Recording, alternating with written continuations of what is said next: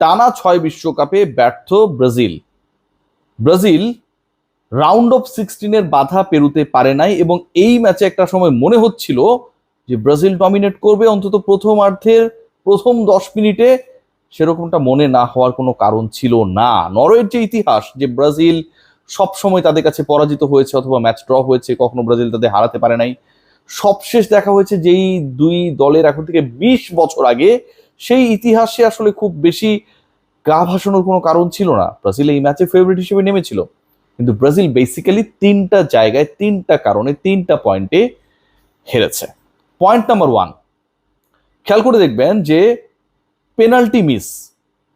Brazil penalty যখন পেল এবং ওই ফাউলের পরে রেফারি যখন ভিএআর এর সহযোগিতায় টিভি স্ক্রিনে গিয়ে মনিটরে গিয়ে দেখে কনফার্ম হলেন যে this is going to be a penalty in favour of Brazil, ওই পেনাল্টি নেয়ার জন্য শুরুতে কিন্তু ভিনি এগিয়ে গেলেন, বল নিলেন, এবং পরবর্তী সময় কি যেন একটা মনে হলো তিনি সেই বলটায় শুট করলেন না বা পেনাল্টিটা নিজে মারলেন না।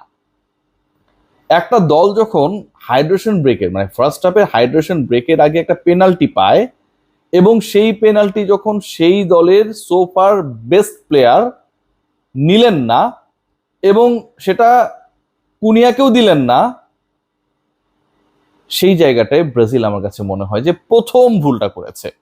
এই ডিসিশনটা আসলে মাঠ থেকে মেক হয়েছে নাকি কার্লো অ্যাঞ্জেলেত্তি পাশ থেকে কোনোভাবে সেই বার্তাটা পাঠিয়েছেন, এটা একটা ডিবেটেবল ইস্যু। এটা নিয়ে এখন পর্যন্ত সমাধান আমরা জানি না যে আসলে এই ডিসিশনটা কোথা থেকে এসেছে। কিন্তু ওই যে পেনাল্টিটা নিল না, ভিনি জুনিয়র পেনাল্টি নিলে আমি ড্যাম শিওর যে গোলটা হতো এবং স্কোর লাইনটা শেষে গিয়ে কিন্তু 2-2 হয়ে যেত। 2-1 শেষ পর্যন্ত ব্রাজিল হেরেছে, সেই সুযোগটা ব্রাজিল মিস করেছে। পয়েন্ট নাম্বার 2, এটা কোনো অংশেই প্রথম পয়েন্টের থেকে অগুরুত্বপূর্ণ না, বা পয়েন্ট নাম্বার 2 কে যদি আমি পয়েন্ট নাম্বার 1ও বলি, এটা তো কোনো ভুল নেই। আজকের ম্যাচে ব্রাজিলের আক্রমণের ধারটা বেড়েছে কখন?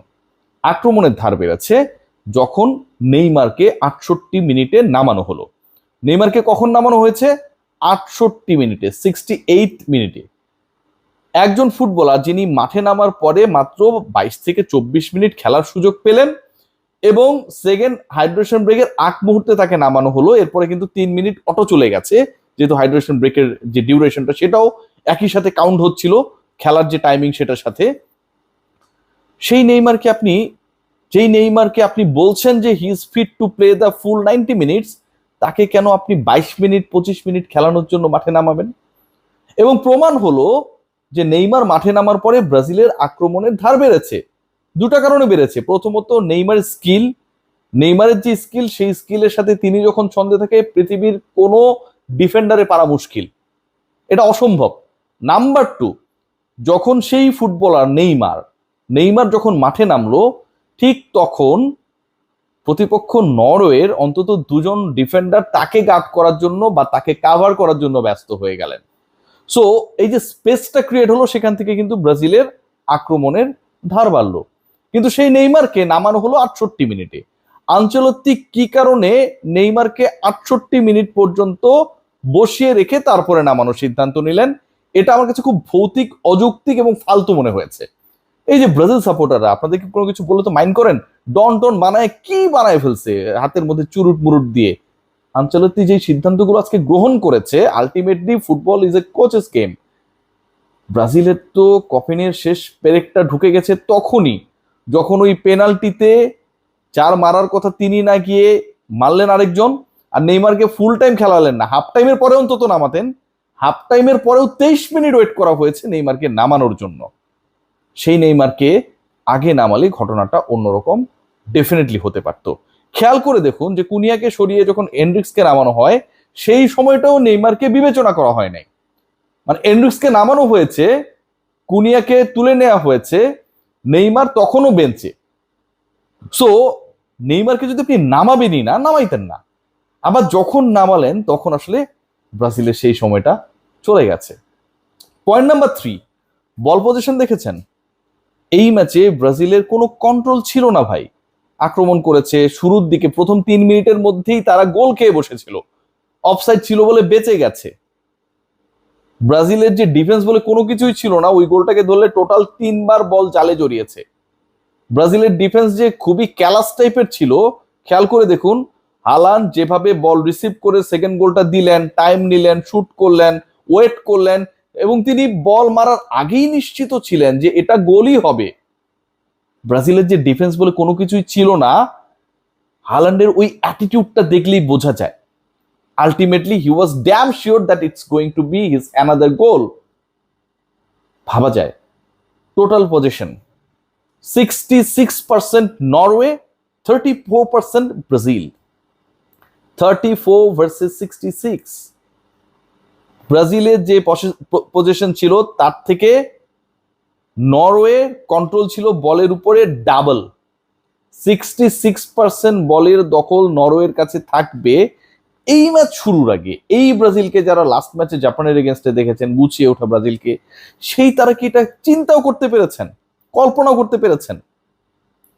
কোনোভাবেই চিন্তার মধ্যে এটা ছিল না। এর বাইরে টুকটাক কিছু পয়েন্টস রয়েছে, যেই ব্যাপারগুলো আসলে ব্রাজিল, আমার কাছে মনে হয় যে আসলে এরকম একটা নকআউট ম্যাচ খেলছে, বাঁচা মরার ম্যাচ খেলছে, সেই জিনিসটা তাদের মাথার মধ্যে ছিল না। যখন পেনাল্টি থেকে নেইমার মানে সেকেন্ড পেনাল্টি ব্রাজিল পেল, মানে কতটা they were lucky to come back in this match that they got 2 penalties. 2টা পেনাল্টি পাওয়া অবিশ্বাস্য রীতিমতো।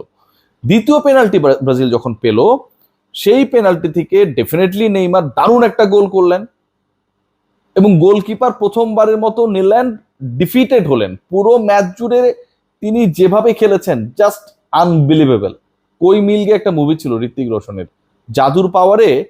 ওখানটায় আমরা দেখতাম যে ঋত্বিক রোশনের যে বাস্কেটবল টিম, তারা হচ্ছে আরেক টিমকে হারিয়ে দিত, আকাশে উড়ে যেত, গোল আটকাতো, গোল করতো, কেউ তাদের আটকাতে পারতো না। আজকে মনে হয় সেই জাদুর পাওয়ারটা ভর করেছিল নিল্যান্ডের উপরে।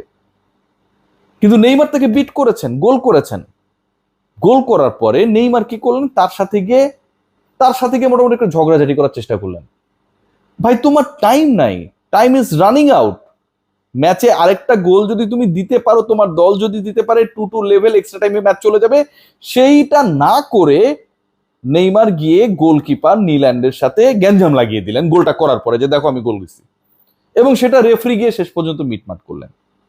এই যে ঘটনাগুলো ঘটলো এত বড় একটা ম্যাচে, এত বড় প্রফেশনাল ফুটবলার যখন এই কাজটা করেন, তখন সেই ম্যাচে তার দল আসলে